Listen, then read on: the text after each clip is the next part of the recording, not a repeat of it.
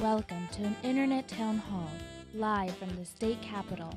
Tonight, we talk to California State Senator Jerry Hill of Menlo Park as he discusses his legislative priorities for 2014 and answers your questions. Now, from Sacramento, with Senator Jerry Hill, here's Brian Green. Hello, everyone, and welcome to this live town hall from the state capitol. I am Brian Green. There are 120 lawmakers in the California State Senate and the California State Assembly, representing our large, diverse, and more often than not divided state. And each one of them is tasked with the delicate balance of looking out for not only their district and their constituent needs, but also for the best interests of the entirety of California. Well, tonight we will meet and greet and talk with one of them, California State Senator Jerry Hill, representing the 13th Senate District in the Bay Area of California. Senator Hill is the chair of the Senate Democratic Caucus, and we will talk to him about the issues and challenges facing his district, as well as the state of California as a whole, and take your emails as well. But first, here's a little background on State Senator Jerry Hill. In more than 5 years at the state capitol, Senator Hill has authored successful legislation on gas pipeline safety, tougher safety regulation of utilities, child safety seats, water conservation and energy efficiency, vote-by-mail ballot verification, preventing underage drinking on party buses, and cracking down on both repeat DUI offenders and stores that repeatedly sell tobacco to minors. The desire to be a leader and help his community has been a part of Jerry Hill's personal and professional motivation from an early age. Jerry Hill's father was considered the honorary mayor of the Hearst Avenue neighborhood in San Francisco where the Hill family lived, and he was a source of inspiration to his family. Herb Hill shared insightful life guidelines to his young son, Jerry. Stand up and do something when you see things happening that just aren't right. Jerry Hill has kept that fatherly advice close to his heart throughout his career. It was that wisdom that carried the Bay Area native through his youth in San Francisco, his military service in the California Army National Guard, his university study at Cal and then San Francisco State. Jerry Hill was a leader for more than 2 decades in San Mateo, served 7 years on the San Mateo City Council, including a year as mayor, and was on the San Mateo County Board of Supervisors, where he also served as board president. Jerry Hill focused on the challenges and health needs facing his peninsula constituents, authoring ordinances regulating the sale of tobacco and restricting smoking in public places. As the 2014 Senate session begins, Senator Hill serves as chair of the Senate's Democratic Caucus, the chair of the Senate Committee on Environmental Quality, as well as the chair of the Senate Subcommittee on Gas and Electrical Infrastructure Safety. These legislative leadership responsibilities have prompted Senator Hill to spearhead discussions and investigations into complex and controversial topics, such as the state's hazardous waste management program and safety oversight of utilities by the California Public Utilities Commission. State Senator Jerry Hill, welcome to our town hall. Thank you, Brian. It's great to be here with you. This is your life. I know. It's very surprising to see it. But I want to reflect back just to the advice that your father gave you. Has it really indeed just sort of been a lightning rod, a fire under you all through your political career? He stood up for everything that he thought and saw that was not right. He'd fight for it, he'd argue it, and it didn't matter. I mean, he just wanted to make sure that right was right and that people reflected that and that they did the right thing, and that he was very much an advocate, and I admired that, and I always looked to him for that still with that inspiration. Well, Bay Area born and raised and worked. Obviously, you are focused and responsive, of course, here as a senator to your 13th Senate District constituents, but you also have a vested interest in the state as a whole, right? Absolutely. Obviously. Well, California is an important place to not just economically, but it's the great quality of life we enjoy, the economic development, the jobs that we're provided. I mean, it is a wonderful place to live, and I don't know why anyone would ever leave. Great. Well, I want to encourage all of the viewers here as we watch and talk to the senator, as we talk about state issues as well as issues that affect the 13th Senate District. We want your comments. We want your emails. And as you are watching our conversation over the course of the next hour or so, and you are prompted or compelled to send us a question or write us a comment, right below the screen where you're watching right now, there is that prompt. Just enter your name, your location, what city you're from, write in your question, hit submit, and it is our goal and intention and hope to get to as many questions as we can in the body of the program. I obviously have my provocative questions, but we want yours too. So feel free, and we will get to questions here just as soon as we can. Well, Senator, we do want to talk about a lot of your legislation, but let's talk first about some of the issues that are affecting California here as we speak in February 2014. A lot of issues, environmentally, socially, politically, legally. What are, in your opinion, your top few, you could say, that you are dealing with, not only as we speak on a daily basis, but those issues that are kind of floating out there that have to be addressed? Right. Well, I mean, I think that the most overriding issue that we're facing right now is the drought. In California, it's water and the issues related to that, how we're going to conserve, how we're going to require mandatory conservation and restrictions in the future. That to me is the most important part. The other is quality drinking water. You know, there are over 1 million people in California that can't drink the water that comes out of their tap. That is only going to get worse with the drought because the water quality underground is going to be worse. So it's a challenge. So water quality, how we deal with that, I know the governor and leadership came out with a plan today that will take a lot of money that they'll bring forward to get some money into some programs and solve some of the infrastructure problems in the short term. There's also water bonds that are maybe on the ballot this year that will direct $6 to $7 billion for supply issues related to water so we can store more, water quality issues, delta restoration, conservation areas, and kind of a new approach because of the drought, looking at the area of recycled water a little more and storm water recycling so that we can, all that water that we see landing on our roofs, running into the storm drains, going into the bay or into the ocean, I mean, that we can capture that and that could solve a lot of our problems. But it's a serious problem we have to deal with this year. Well, I know all politics are local and all issues are local. I know you have dealt with drought-related issues in the peninsula too, correct? Well, yes, we've had drought-related issues there, especially related to working with San Francisco. Most of the peninsula gets their water from San Francisco Public Utilities Commission, from Yosemite, the best, most purest, mineral-rich water in the world almost. And so we've worked with San Francisco to make sure that that supply is consistent, that the quality is top-notch, and we've been able to be very successful and have a good relationship with San Francisco. But I know there is a lot of caution and worry in this state. Absolutely, we have right communities that within 2 months are going to have no water, and this is unprecedented. It is unprecedented, and it's very serious, and I don't believe that we have done a good enough job of communicating that need to the citizens of California at this point, because it could be disastrous. I mean, we see the rain in the last couple of weeks, and people look at that thinking that, well, it's raining now, it's okay, but it's not. If drought weren't enough, there are a lot of other issues that we're working on. Continuing, of course, our ongoing issues with the state budget. Well, the state budget, I think, is probably always the most important document every year, because that really sets the policy direction that California should be going in. Certainly the programs that we support and how we maneuver that and where we place the money certainly are our priorities for California. Now this year, because of the surplus that we've had, the economy's turning around, and certainly Silicon Valley and the district I represent is made that a success for California and brought a lot of that revenue in. But how we deal with that now? The governor has a proposal, and in his budget he is taking about 90% of the surplus, which could be $4 billion in the next year. And he wants to look at that and put 90% of it into reserves, which I think is a great idea. We need a rainy day fund.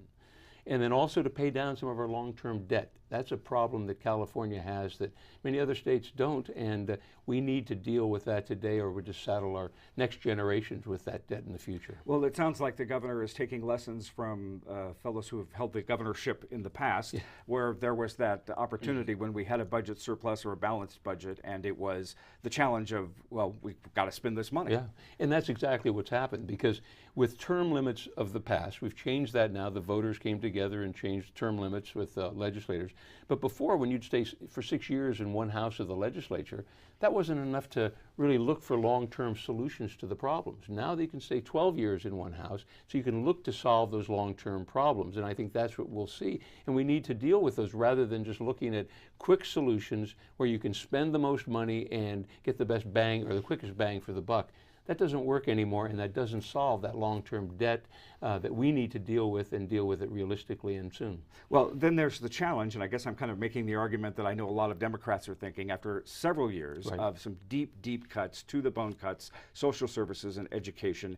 There was the hope, the excitement, if you will, to restore those cuts, and then there's the attack against Democrats saying, well, there again, they're just looking for another reason to spend, spend, spend. You've been pretty fair here in your discussion about this and the need for a reserve and paying paying off the debt. How do you balance that the governor's concerns and plan to preserve that debt and not spend, but at the same time restore the funding that's so desperately needed? Yeah, and you're absolutely right, because we've cut over about $50 billion since 2008. And the Senate Democrats looked at kind of a third, and third.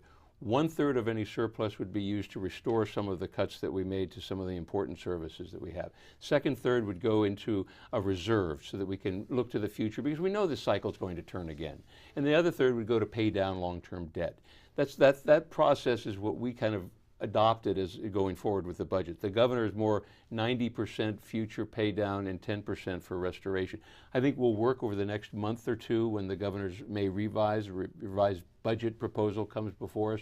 I think we'll be able to work, and I think we'll come to a balance a little bit in that. I don't think we'll get everything we want. I don't think he'll get everything he wants, but I think either way we're moving in the right direction. We're not spending every dime, and to me it's protecting the future citizens of California from the long-term debt, one, and two, to make sure that those services that won't have to be cut again if we have that reserve in place.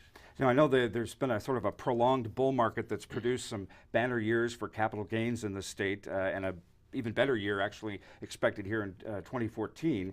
Right. There's a lot of revenue from capital gains tax. How does that play into this whole equation with the budget? Well, the revenue, certainly the revenue from the capital gains, and that's the way unfortunately the state's tax revenue is determined.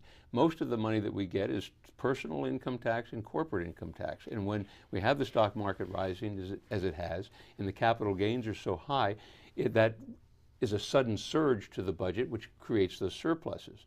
Being responsible, we have to look at that as a one-time opportunity. So we should use those funds in a one-time manner and not spend it as historically has done, because we know that next year, 2 years from now, the cycle's going to turn and we're going to be back in that same position, and we want to have that cushion so we don't have to cut, and the citizens of California then won't have to suffer through those cuts in the future. And another notion, another part of the budget issue that we can talk about, as you mentioned, of course, paying off the long-term debt, our pension liabilities here in California, and that's a very hot, provocative issue, even as we go. And I know a decision was made just in the last 24 hours or so, a vote with CalPERS as sort of a recommending or following the governor's recommendations about how pensions are funded. Talk about that from your perspective as a legislator. Well, I mean, I think it's important, because if the governor didn't make that request of CalPERS, the Public Employees Retirement System, the debt would increase at a very rapid rate over the next few years. We're living longer, those retirees are living longer, and the actuarial numbers were changing. So he required, now it's more of a pay-as-you-go rather than extending it out. We're going to pay more each year and require those local jurisdictions to provide more, or provide what's necessary to meet the future retirement needs of their employees. And that's critical, because we have $100 million, well, if you take the state teachers fund, a few $100 million of long-term retirement debt that we need to address. And that can't go away. It's not going to go away unless we religiously and make the commitment to make it and to pay it down. And we have to, or we'll be in a bind 50 years from now or 30 years, and here again, those next generations will be paying for it. But the unions aren't going to like that. The labor, the employees, the public workers aren't going to like this. Well, I think, you know, we've worked very closely with labor, and we've made some changes. As you know, 2 years ago, we took the increase that was provided by the legislature in 1999, which really increased the retirement benefits of employees, especially public safety employees. That was in 1999. 2 years ago, during the pension reform era that we were working through, we cut that back to before 1999. So we've already reversed a lot of what we've done. Labor has been supportive of it. They certainly have concerns, but I think if you look at now, 50% of their retirement costs they're paying for. And the employee is paying that cost themselves. So it has changed the dynamic, and for new hires, it's a major difference at what we're seeing. So I think working collectively and through collective bargaining, we're seeing some changes, and it seems to be working. All right, Senator, obviously there's a lot of issues here on the plate statewide, but then there's legislation. Each member has their own legislative package for each year, and you, of course, have authored legislation this year, and of course in your previous years in the Senate and the Assembly, issues that affect lives of all Californians. And I want to talk about some of the bills that you have this year that are particularly important and that we want to showcase. But I also kind of want to start that conversation with the fact that you, in an active citizen government, encourage every year your constituents to submit an idea for a law. Tell us about your Ought to Be a Law contest. Well, we have every year, and there ought to be a law contest, and actually I've modeled it when I was in the Assembly after Senator Simidian my predecessor used that as a tool to get kind of input, and I want to thank everyone at home and those who have submitted their suggestions, because we've got some great ideas and they've worked so well. Last year, just to give you an example, a gentleman from Menlo Park had an idea that said that as you vote by mail today, your vote is your vote could not count, and if it didn't count, you would have no way of knowing that. So let's say you signed the application 20 years ago, 30 years, your signature changed in that 20 years, and they read that application, they read your ballot, and it didn't match, they throw it away. You would never know that they would throw that away, and they could have been discarding that ballot every year. This legislation said it would require the registrar of voters to either online, or you could call in to find out if your mail-in ballot actually counted or not. You can find out if they received it, but you couldn't find out if it counted. Last year, on the 2012 election, November 2012, there were 65,000 ballots statewide that were not counted, and those people never knew that, never knew to change it, to do it.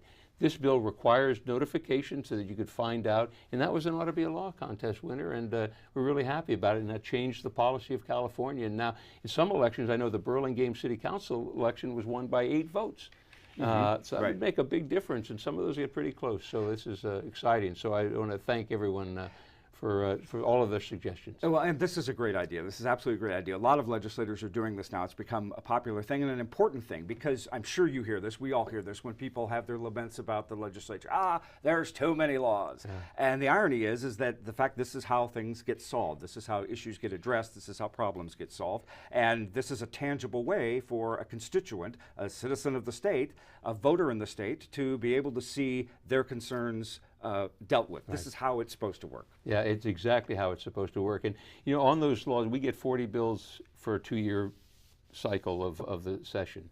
And it's amazing how many of those bills that we introduce are more tweaks. They're more trying to correct things, or really to allow our laws to evolve to our current society, whether it's through new technology that we're using that we're not accustomed to, and our laws don't really keep up with that. And so a lot of it is just, it's not all new laws that are trying to burden our citizens. It's to really keep the system working properly as it should and bring it up to the 21st century.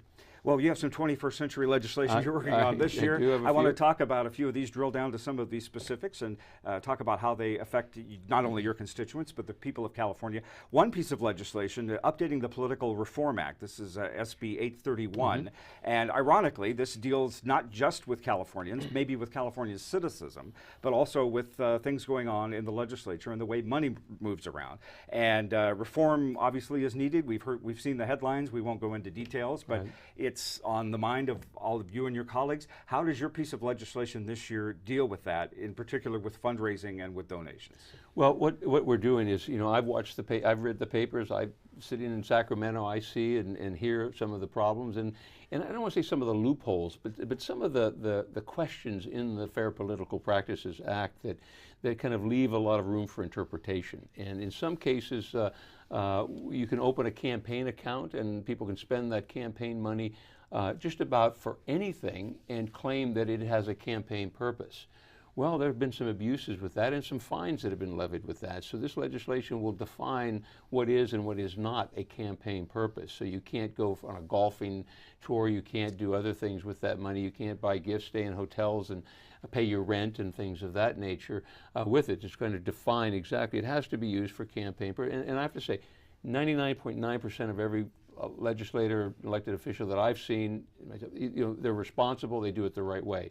But there's always that one or two that are a problem, and there are always those errors that can be made and issues. So it limits that, it limits the gift opportunity for people who want to give gifts to legislators, to reduce that, especially that are pertaining to travel.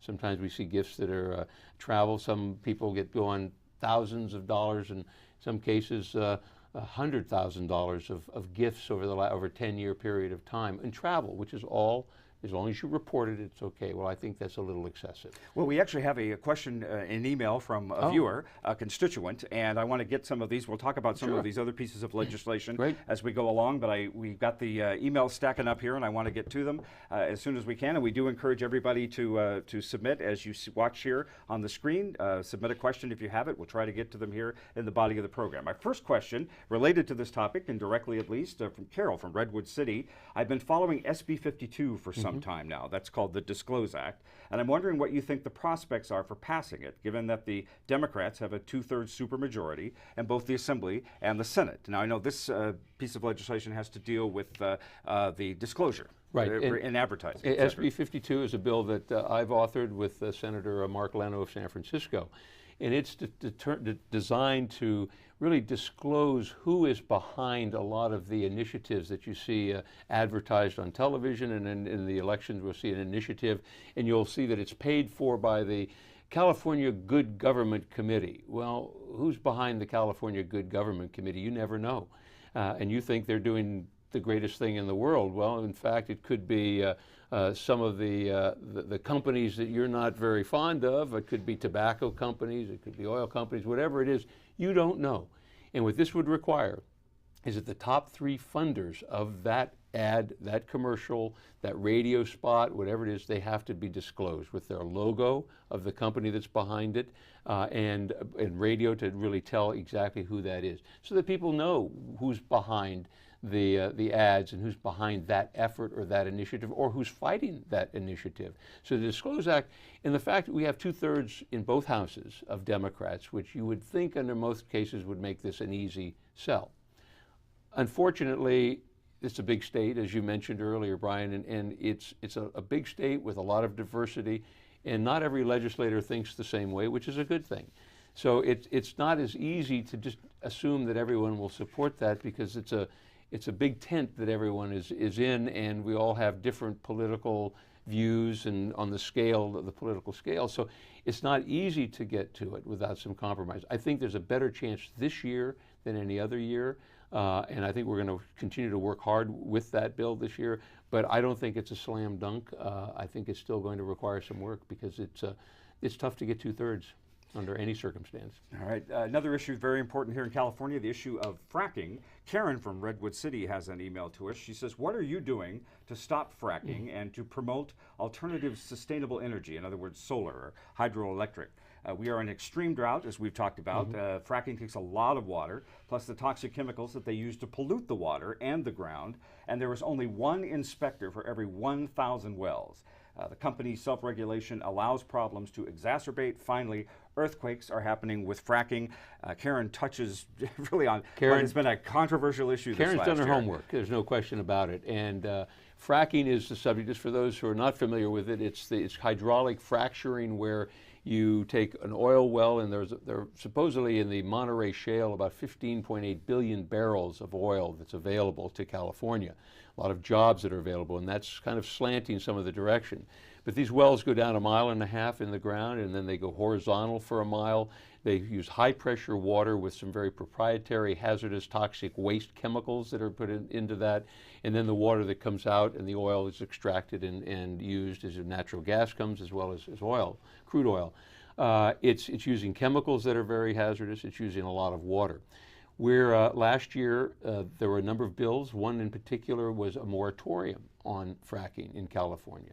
That bill, the governor seemed to, from what my understanding, made it very clear he was not going to vote for a moratorium. So we had to do the next best thing, and Senator Pavley's bill, SB 4, created certain, and it went through, I chair the Environmental Quality Committee, it went through our committee, which established strict requirements.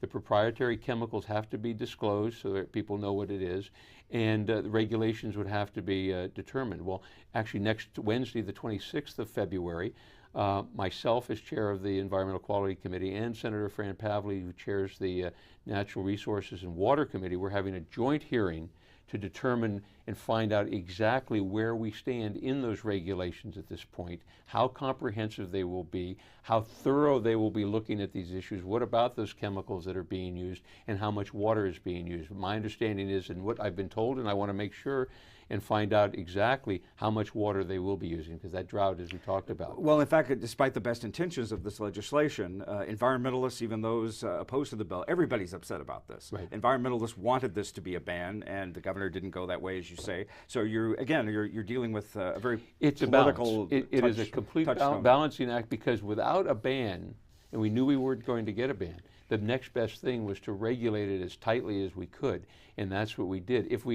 Because there's fracking is going on today, and it has been going on for many years without any regulation at all, without any disclosure, and possible contamination of the groundwater and the aquifer around those wells, as we've seen that has occurred back east, and just the abuses that we've seen.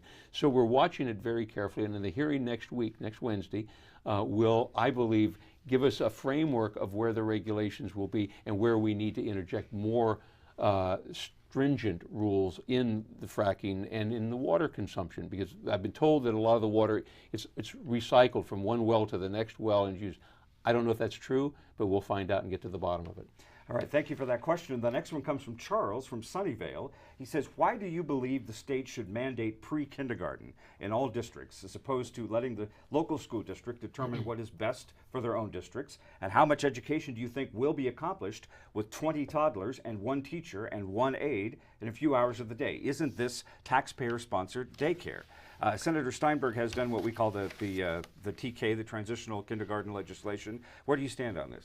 Well, I'm a joint author of that legislation on transitional kindergarten, and it will provide for every 4-year-old at the end of the transition, when it works out over about 5 years, every 4-year-old in California will have an opportunity to go to a preschool or a pre-kindergarten.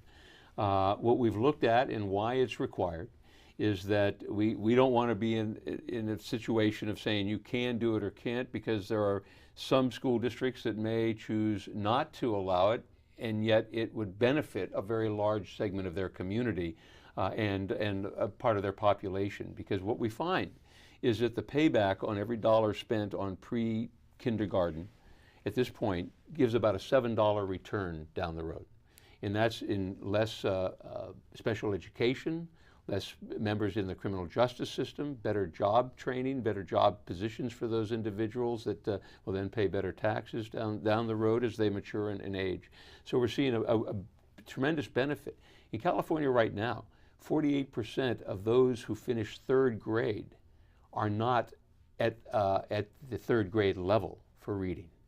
And we need to do what we can. The studies have shown, I mean, it's clear, the evidence is clear that the more time you spend before kindergarten pays off in dividends down the road.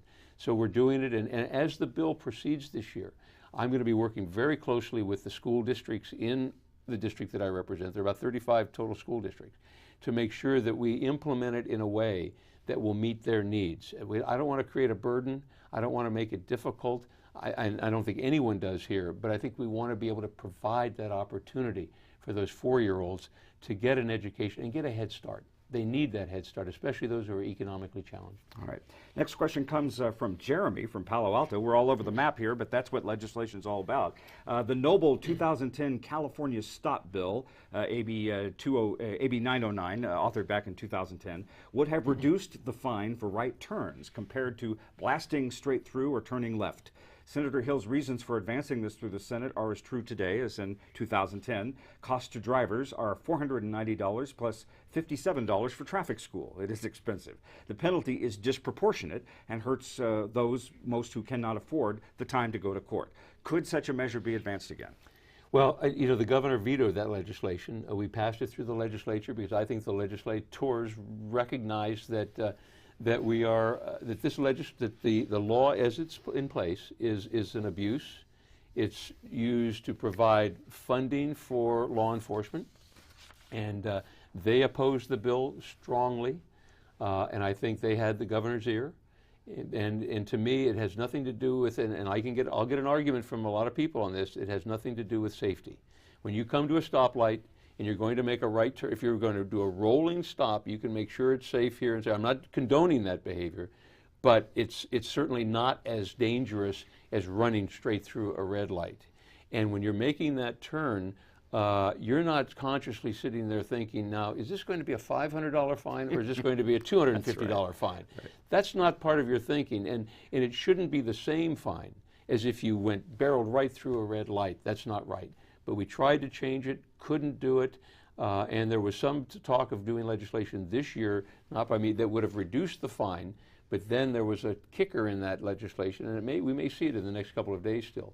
And that would require that if you get what we call a snitch ticket, because if they can't identify you when they take your picture, right now you can tear that up and throw it away because they can't identify you and you have no obligation to turn another person in.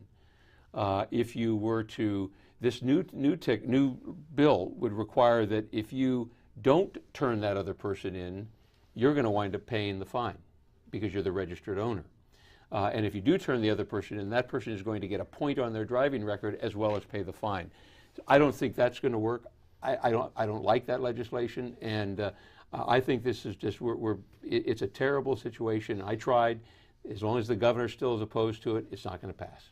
Keeping the transportation theme, sort of, we go to another controversial issue here in California. This is Dave from Foster City. Senator Hill, he says, I know you are a proponent of the high-speed rail system, but considering our current water situation, wouldn't the money be better spent building a series of desalination plants along the California coast? This seems much more pressing than a bullet train. So we have a couple issues here, but let's first talk about high-speed rail. Some say it's a boondoggle, some say it's going to be a boon for the state. Funding issues at risk here in California, particularly where we get the funding for it, not only from the federal government, but also just from our own funds here in California. You're in favor of it, but what do you say to those who are just absolutely opposed to this? Well, what I've been in favor of, and I think we need to clarify that, I voted for the first appropriation of this. And that first appropriation was to allow about $2.6 billion of state money, and that matched with $3.3 billion of federal money. That's a pretty good deal. And out of that $2.6 billion that we're getting, electrification of Caltrain, which I think is the most important ingredient in this solution. And that's why I supported this, because electrification of Caltrain, right now they take about 55,000 riders per day. With electrification, we will have quiet trains, we will have non-polluting trains, we will have faster trains. And those faster trains and that whole dynamic will add about 30,000 more riders per day. That'll take people off of Highway 101, it'll take them off of 280 and put them in the train where they can get a nice, safe, fast ride. It will make tremendous relief for us. That's why I supported this part of high-speed rail. I cannot support moving forward if it's a $68 billion project. And we don't have, as it originally was planned, you had 1/3 of the $30 billion original bond. 1/3 was for the taxpayers of California, 1/3 private investment, 1/3 federal government. Well, we saw the federal government doesn't look like they're giving any more. Private investors aren't knocking down the doors to get into California to invest in high-speed rail, so that only leaves the citizens of California. I can't support that and won't support that. But this first phase, we're getting independent utility out of high-speed rail, of electrification here. BART's getting new cars for them out of that. In Southern California, MetroLink is getting some connections. We're getting some improvement in San Jose for Amtrak. And in the Valley, they're going to be shortening the distance, the time going from, I believe it's Bakersfield to, from Fresno to Stockton. So, there's some benefit derived on this initial phase independently around the state. I don't know if we'll see that in the future. Then I don't know if I'll be able to support it in the future. And I want to get to some other questions here, but respect to the constituent, the viewer's question, the follow-up. Very quickly, move to desal. I know there's some environmental issues there, definitely some cost issues. This reverse osmosis that has been brought up. I know Santa Barbara in particular has a now sort of just stationary desal plant outside its coast. And San Diego's right, exactly. So is desal the solution to all of our drought problems? Well, no, there's no one solution to our drought problems. That there isn't. We have to do, we have to increase storage. We have to do so many things to make sure that we get the amount of water. But desal is a part of that solution, and I think we need to look at it more aggressively. There have been major improvements in the subject from a long time. The fish kills that have been projected, that can be eliminated considerably, and some of the energy used that you're using from it can be reused in some of the process. But there is still, with that energy you're using, you're also creating some greenhouse gases. So there's a trade-off, but I think it's something we need to invest in and look, as everything in water, we need to do more. Great. If you are just tuning in with us here, we are talking to California State Senator Jerry Hill from the 13th Senate District in California in the Bay Area, the Peninsula, San Mateo. We are taking emails from constituents and viewers, and if our conversation here, if you're watching us, prompts your questions or your comments, right below the screen there is a prompt for you to enter your name, your location, write in your question, hit submit. We're going to plow through as many of these as we can before we wrap up the show. Let's go to our next question. Michael from Sunnyvale. Have there been any updates on the federal unemployment extension tennis match? Oh, the tennis match. Yeah, and that's terrible. It just shows that, no matter how bad people look at California and politics and government, I mean, we are so far ahead of anything. I mean, we get along with a lot of bipartisan work in California. We get along, we work well together, but Washington's another story. And until there's an extension by Congress of the federal unemployment, there's nothing we can do in California. I mean, it's sadly as simple as that. Very sadly, for people that are kind of dropping, it affects our unemployment records. And it affects our economy because the money's not in the economy to provide purchasing and the consumer goods that are necessary too. I mean, frankly, and even the Employment Development Department had some challenges with their computer system recently, that our office, district office, was working round the clock trying to make sure that people were getting their unemployment checks, and they did an outstanding job of meeting the constituents' needs. So if people have a problem with the Employment Development Department or unemployment today, please call our offices because we can get some action, I think, pretty quickly. Okay, another lightning rod issue here in California and nationwide. Joe from Belmont says, what are you going to do to get rid of Obamacare? He says it is a joke with lies from Obama and Pelosi. That's the Senator Nancy Pelosi here from California, or Congresswoman Nancy Pelosi, the minority leader.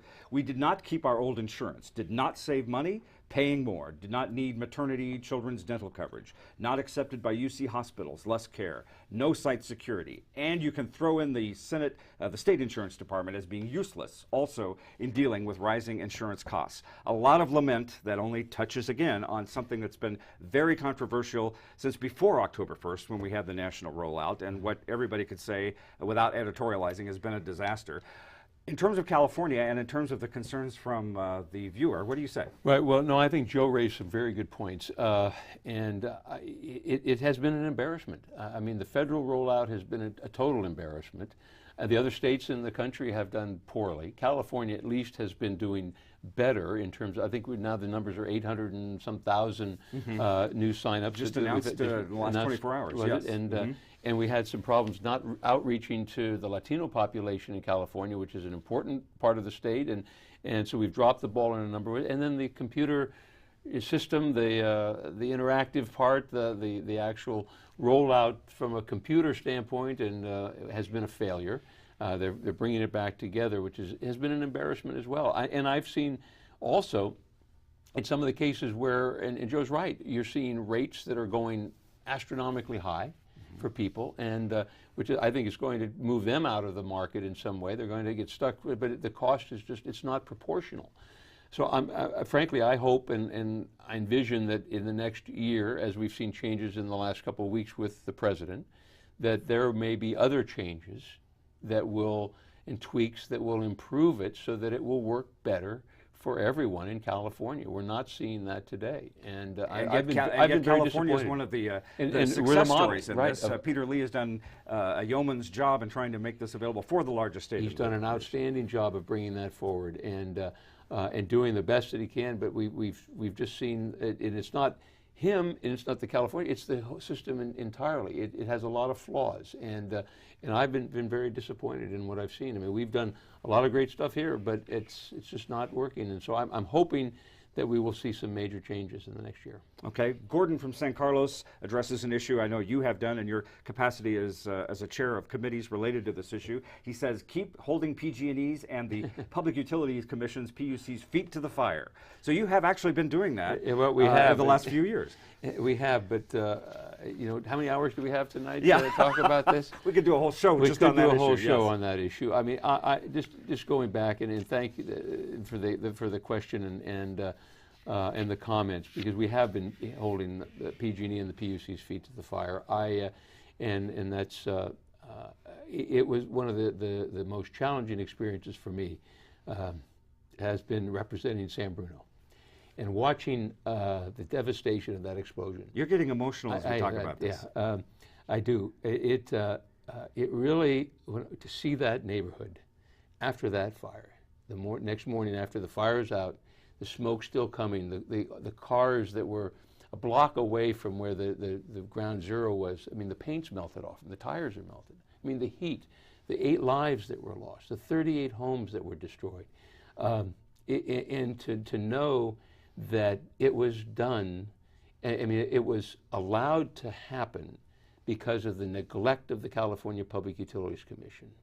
And it was allowed to happen because of the greed of managers, CEOs, and executives of PG&E. That's the part that I find appalling. And I want to hold them responsible and accountable for that. And I will continue to do that as long as I'm in this house. And I guess this is where the advice from Herb Hill really comes into play in terms of how to handle these kind of things. Thank you, Brian. But you're absolutely right. That's it. Yeah, I'm not going to let go of this. It's too important because they want us to let go of it. It's money.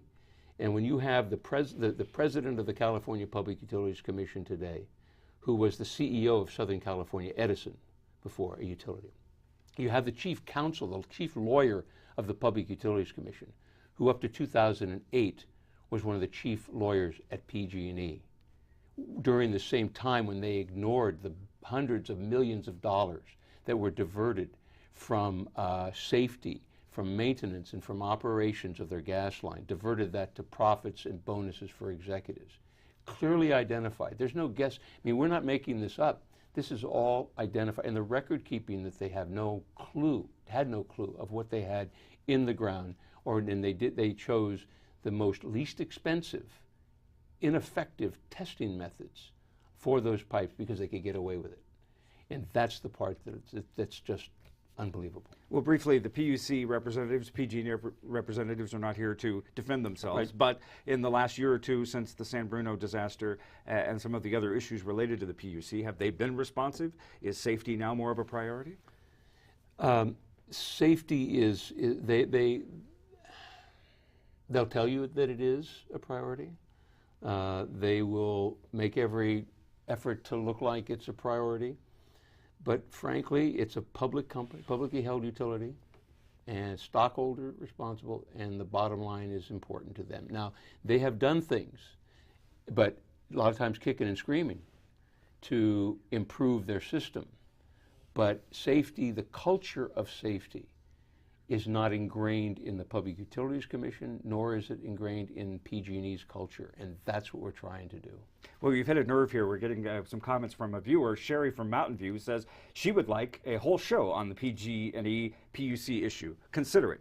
We could come back and do the similar live program with you, representatives, if you would like. So maybe that's something. And have PG&E and PUC here, too. Yeah, it's obviously an issue. We will definitely talk about that. Thank you for that suggestion. Karen from Redwood City asks, what specific plans do you have for helping house the low-income and homeless people, especially in the Bay Area? Wow, and that's a very difficult question because, I mean, it's a difficult solution to that because of the Bay Area housing prices have gone astronomically. You know, this is the price we're paying for a great economy. The gentrification kind of it, yeah. Exactly, and the cost is so high. The homeless population is growing. The working poor is growing, where you have 3 or 4 families living in one apartment. And it's difficult. What we had, and now that the legislature, and I think did it right thing in eliminating redevelopment, which redevelopment, that redevelopment agencies were able to put 20% of the dollars that they were collected into affordable housing. It was mandatory that that money would go to affordable housing. That has dried up. So there's no more money there. We've tried an effort this last year to create a fund that could put a few $100 million a year into affordable housing. Until we have a sustainable source of money that could be used to increase the housing stock, we're going to be in trouble. And we're seeing more housing being built. But here again, until we build out our infrastructure better, I mean, talking about the Highway 101 and 280, I'll drive from my home in San Mateo to San Jose in the morning or in the evening. It takes me longer to get from San Mateo to San Jose than San Mateo to Sacramento because the traffic is so bad. That's affecting the quality of life of everybody living there. That's what we need to do something about if we want to create a better economic environment, and we need to improve that. Then we can build, obviously, the housing in conjunction with that in transit-oriented developments that are close to that transit so that people can get on public transit. And we need to improve that. So it all kind of comes together, but we definitely need more affordable housing in the Bay Area. Right. We're talking with California State Senator Jerry Hill. He is our guest on this live town hall, talking about issues of importance to him and the 13th Senate District, as well as the state of California. And we want your emails, and back we go to the emails now. Charles from Belmont. He says, I'm very glad you've co-sponsored legislation authoring a pilot program to allow community colleges to offer one bachelor's degree per school in an in-demand field. Can you talk about why there is such a need for this and the advantages to allowing community colleges to offer bachelor's degrees? There's new millennium for community colleges that have been struggling so much in the budget debates over the last couple of years, budget cuts. Now here they are offering bachelor's degrees. Well, we're not yet, and that's the problem. Charles from Belmont raised perfect issue, and it's perfect timing, because part of the reason why I believe we should have baccalaureate degrees at community colleges is because of some of those traffic conditions and housing problems that we're faced with. Because right now, if you look at San Mateo and Santa Clara County, the effort of, well, let me get back to the bill first. Senator Marty Block is now authoring legislation to do that. I had legislation a few years ago. We kind of combined it. I'm a joint author on this bill, and it's a great bill that would allow for baccalaureate degrees at community colleges. The benefit of that is you have community colleges that are within the community. They're in the community. They're downtown in certain places. We have four-year institutions, especially public institutions, you know, one in San Francisco, one in San Jose, Berkeley, you have East Bay, you have the closest location. If you're a working person trying to better yourself, trying to get an education so you can get a better job, and you work all day and you're going to night school, how are you going to get there if you have to fight that traffic to get there? And where's the public transportation to get there? It's not easy to get to if you're in, I mean, it'll take you an hour and a half, and if you've worked all day, it's not possible. So there's no positive effort there that can be made. Community colleges are right there. Right. You get off, you get home, you can drive, you know, you're within 15, 20 minutes of a community college. That to me is the biggest reason to do it and why it's so important, because we want to make educational opportunities to be, and frankly, I was very fortunate educationally. I mean, I have a bachelor's degree from Berkeley, but I went to Berkeley first, and I had some problems. I had to go to community college to kind of learn how to study a little better, and they saved me. And I've got a great deal of admiration for community colleges, and I think they're where we can really get the most bang for our buck in education. Great. Moving on, John from Moss Beach. Isn't it about time that we made marijuana legal? Well, here's an issue whose time has come, whether we're ready or not. The taxes would help us get out of the red pretty fast. Also, we have a great growing area in Humboldt County in the north part of the state. Right. We need to jump on the bandwagon so we can start selling to these states that are legalizing it. Where do you go on this? Washington, Colorado are kind of our petri dish, our laboratory on how this may or may not work in terms of legalization. And how does it affect California? Well, I think the good part is it is our petri dish, and we can watch it for a while because it's, you know, I don't know where it'll go. My feelings on legalization of marijuana have kind of gone back and forth. I used to sit on the Public Safety Committee. We were dealing with that issue, and I could see some benefits of it. And I guess you look back and you know, marijuana many years ago is a lot different than it is today. And whether it's, quote, the gateway drug, and do we really want more opportunities for people to be kind of phasing out or kind of not being part of the community and society. Economically, there could be some great taxes and it could be a lot of money for it, but there's a downside thing. So frankly, I'm anxious to see how this goes in Colorado and to see how it's received, what the effect is, and whether some of the studies show, because frankly, I go back and forth whether legalization, I always say, well, people should have a right to do what they want to do, and it's not, we allow people to drink, certainly, but I know law enforcement is very opposed to it. But there are opportunities certainly for economic, but I don't know if that should be the reason that we do it. I would rather see us look at it thoughtfully, see what the effect can be in terms of statewide and how people react, and driving. I know that in terms of just how it plays out a little bit, and then I think California can make a thoughtful decision on that. And that's what I would like to see. Wow, that's an issue with further discussion. Yeah, that could be its own show as well. And John had to ask it today, yes, didn't good. he? That's all right. That's what we're here for. Carol from Redwood City asks, do you think the suggested minimum wage increase to $10.10 an hour is enough to bring people out of poverty? Minimum wage increase, another hot button issue here in California. Yes. Governor signed a minimum wage increase this last year. Yeah. What do you think? And it will go to $10. I think in 2016, California's minimum wage will go to Is that it a high. job killer? Is it a business killer? Well, I was just listening this morning, actually on the federal level, and the analysis was done, said that it would affect some jobs. I mean, certainly we would lose jobs over it. I think we have to do something because, unfortunately, especially the district I represent, I mean, I'm blessed. I mean, it's the innovation capital of the world. We have high-paying jobs, whether it's in bioscience, life sciences, medical devices, gaming, software, the Oracles, the HPs, and part of Apple, the social networking with Facebook, and then the Google. They're all within that district. I mean, it's a blessing to have a district like that. We have great wealth, people with great jobs, but then we also have that 22% that are living in poverty today. And that's really how we have to look at this. We've lost our middle class. We've lost that opportunity. When I grew up, my father was he would buy a new car. I mean, we're talking about middle class. He was the only breadwinner, and he had a kind of a lower management type of position. But he'd buy a new car every couple of years. He was the only person working, and we lived a kind of a middle class life, and it was very good. Now that doesn't happen. Mm-hmm. You need two breadwinners in that family. You need two people working hard, and then sometimes carrying 2 or 3 jobs just to pay the rent. So we need to do something to raise the income of our workers, and the minimum wage, I think, is one way to do it here. Okay, moving on, continuing with the emails. Buck from Redwood City says, I pay 5 cents CRV per bottle, but I can't get 5 cents per bottle back when I return it to a certified redemption station. Isn't this dishonest and misleading? Well, yes, that would be dishonest and misleading.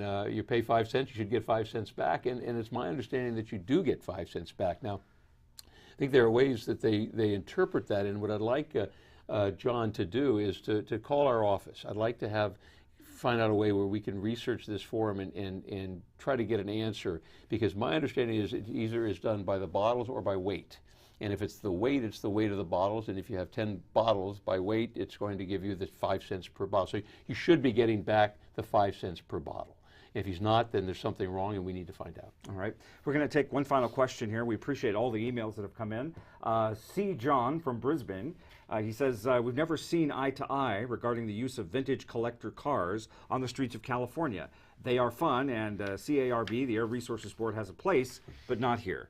So what do you say to that issue? We are dealt with a potpourri of issues here John, tonight. And I've had this conversation with him, and I agree. I mean, who doesn't love a beautiful vintage car? I mean, they're gorgeous.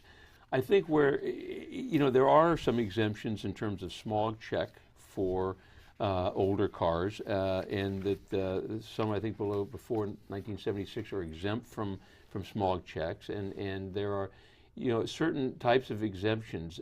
The Air Resources Board has been looking at more issue of driving on a regular basis an old car, because as we all know, that old vehicle, the pollution that it generates and the smog that it creates is is much greater. I mean, I don't know, but I don't remember the number, 10 times or greater than a new car does. And so it needs to be kind of managed in a way that if you have a car, you drive it on a Sunday, you should be able to do that, or show it in some way and do it, because we want to preserve those cars. So we need to create that balance, and I think John's right that it hasn't been, and I think that the old car owners have paid a price for it. And we need to look seriously at it. Right. Well, we thank everybody for your emails, and we'll just kind of wrap up here. There's a whole list of legislation I know you have going this year, and we could, like you say, we could be here all night on some of these issues, but I know antibiotics and farm animals, the Martins Beach access, so there's a lot of issues where local issues and state issues kind of mirror, and you're moving the legislation forward. Yeah, no, we have been, and it's going to be an exciting year, and a lot of the legislation and kind of what motivates me gets back to my dad. You see something and you get passionate about it, and you want to make it, you want to change it, you want to make life better for people, and that's what I think. That's why we're here, is to make sure that the quality of life of people and that their lives are improved by whatever we do here, and we don't want to burden them. We want to make it better, and that's what our goal is, and through a lot of ways that we try, and it's. Hopefully we're successful at the end of the day. Well, I'll throw this just as a final thought, and not to throw a downer on this, but just let's talk about this. Angry people here in the state of California. We are very divided. There's a Silicon Valley entrepreneur who's trying to propose the idea of dividing California into 6 states, and the Northern California counties want to do their own state, the state of Jefferson. People are angry, they're distrustful of government, and they're not seeing their needs met. So you are actually talking authentically about a lot of these issues and how important they are, but how do you address the anger, this independent state of ours, making us a little more dependent on each other, and to be able to trust dependency on government in the figurative sense? I mean, well, what do you say? Yeah, no, and I think, Brian, you're making a very good point. But we don't need 6 states for California, I don't believe. I mean, we certainly have diverse interests in California. It used to be you'd separate the state in half. You know, Northern California would be one state, Southern California would be the second state, and then now it's kind of changed. You would if you were going to separate the states by ideological beliefs and philosophy, you would go right down the middle. You take the east side would be one, and the west would be, the coastal cities would be another state.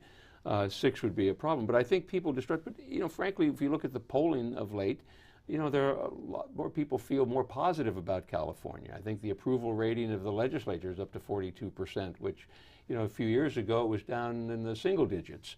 You know, I think we're trying to go in the right direction to meet the needs of everyone. But because it's a big state, because there are 38 million people here, and you have those diverse interests from, you know, whether it's the southern, you know, the east side of in Riverside, Imperial County, up to the mountains in Shasta, there are a lot of diverse interests, and every legislator represents their area to the best that they can. But here again, as you started this conversation today, we all have to look at what's best for California, and I think overridingly, that is the mantra that we've taken, and I think we do a pretty good job of it today. Well, thank you for your attitude and your approach to this in the midst of the cynicism, turning that around and doing what's best not only for the 13th District, but all for California. We appreciate that, and you and your colleagues and the work you do. So, Senator Hill, thank you for joining us. We obviously can do a lot of these shows on specific topics, so I hope we'll bring you back. All right, we'll good. Do it. Thank you, Brian. Thank you very much. California State Senator Jerry Hill from the Bay Area, the 13th Senate District, and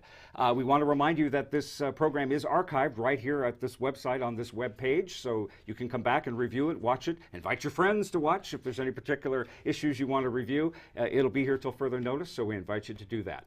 In the meantime, that is it here live from this night here in Sacramento, live from the state capitol in Sacramento. I'm Brian Green. Thank you for watching.